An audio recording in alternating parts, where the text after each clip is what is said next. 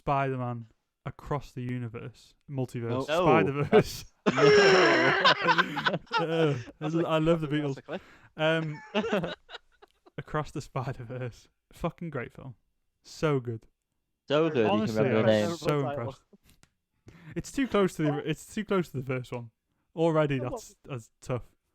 Well, in fairness, the only part that was the same you got wrong. Yeah. Into the universe. True.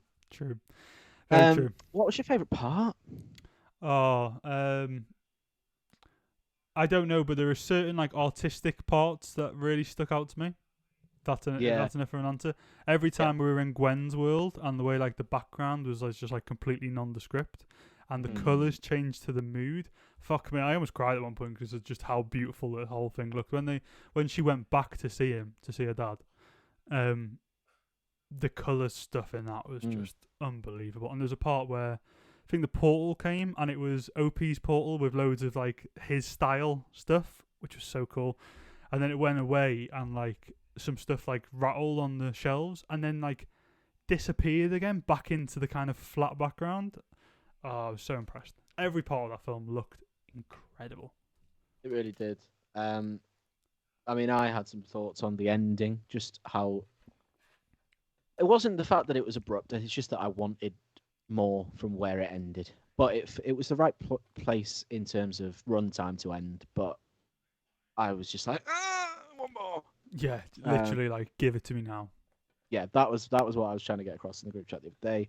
But it did feel a bit too long, so I'm glad it did end where it did. I just think if they'd have done that as an after credits scene, I wouldn't have been as like, oh my god, I need it now. But it worked well. It was a great ending, and I just can't wait for part 3. Do you know what version? I know we talked about this a little bit in chat. No. No, I have no idea. I presume it would have been one of the first versions because there's only two for as much as I can tell. Well, it would have been number 1 then. The main fix would have been the audio. Did you find there were audio issues? I did. I did. Yes, I thought I was because I'm a little bit deaf. I did as well. But it turns out that the fix was the audio as well. I didn't have any problems listening, like hearing things, but I could just tell that it didn't seem as good as it could be. There were parts where it was a bit obvious that it had not been fully done to the standard that it could have been. But yeah, it didn't detract from my enjoyment towards the film. It seems. I'm so glad you enjoyed it. Yeah, I very much enjoyed it. I was just happy for myself when it finished. You know what I mean? I was like so pleased. I think it's a shame that like the fixed audio version, the kind of tweaks that people have been seeing of the different versions don't seem as good. Yeah, you were saying them to us, and they just the word choice, the script changes didn't seem as good. But I'm glad that you got to see it in cinema because it's one of those films that's just like amazing on a big screen. Absolutely. I didn't watch the first one until recently, which I think bemused the two of you. Absolutely. Okay. And I was just like enamored straight away. So I'm glad I got to see this one on the big screen. Karis came with me, who has as little interest in comic book films as one person could. I think she enjoyed it. She didn't fall asleep, which is a good sign.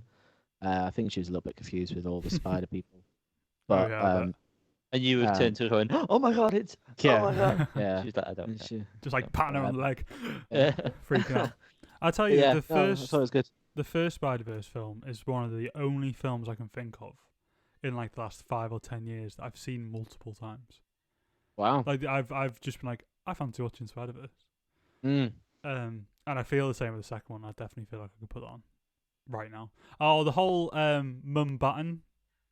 Which I don't know if that is a real place in India, or if that's a play on Manhattan. It's Mumbai and Manhattan, yeah. But like all of that was great. The Indian Spider-Man was great. Yeah.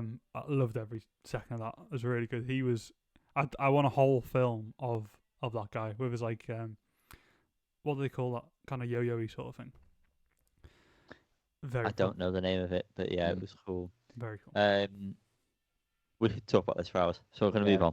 Mm-hmm. I went to cinema and I saw Indiana. Oh, go on. Sorry. What? Fucking live action Spider-Man. Yeah, I didn't want to go into that. Why? Spoilers. Yeah. Well, we've already spoiled half of it. the live when that was incredible, and when his mate's playing Spider-Man on the PlayStation as well. Yeah. So good, so good. Sorry. Do we reckon at the end of the third one they're going to get trapped in a live-action universe or some shit? Yes. And that's That'd how be they're going to so carry on. good. That would be so good. That's the rumor I've been hearing, is that that's how they're going to bring him into, live action. And then there's always just going to be a cartoon Spider-Man. No, he'll turn into. Oh yeah. Although that does go that's into a point, rules that they've actually. set in the film. Yeah, no, that's a because good like point. Donald Glover's there as a human.